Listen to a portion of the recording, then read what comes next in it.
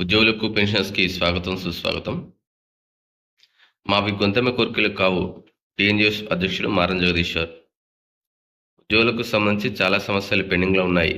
మావి గొంతెమ్మ కోర్కెలు కాదు. మాకు న్యాయంగా రావాల్సిన జీతభత్యాలు ఎప్పుడు ఇస్తారో చెప్పండి అని టీఎన్‌జీఓఎస్ కేంద్ర సంఘం అధ్యక్షుడు మారం జగదీశ్వర్ ప్రభుత్వాన్ని డిమాండ్ చేశారు.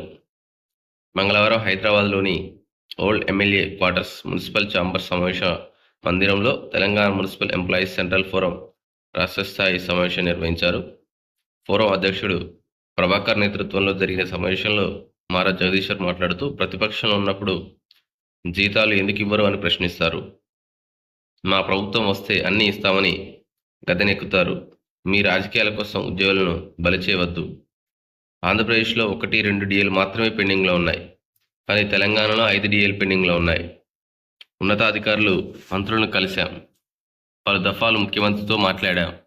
ఆయన ప్రస్తుతం రాష్ట్ర ఆర్థిక పరిస్థితి బాగాలేదు, జీతాలు ఇవ్వగలం, భత్యాలు ఇవ్వలేని పరిస్థితిలో ఉన్నామని చెప్పడం బాధాకరం.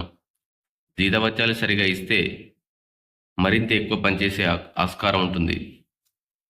ఉద్యోగుల జీతభత్యాలను ఆపి ఉచితాలు ఇస్తామంటే ఉద్యోగుల్లో అసహనం నెలకొంటుంది.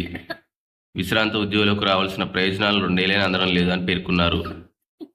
సమావేశంలో టీఎన్‌జీఓఎస్ నగర అధ్యక్షుడు శ్రీకాంత్, ఫోరం ప్రధాన కార్యదర్శి వెంకట్ గోపాల్ ఇంకా తదితరులు పాల్గొనడం జరిగింది.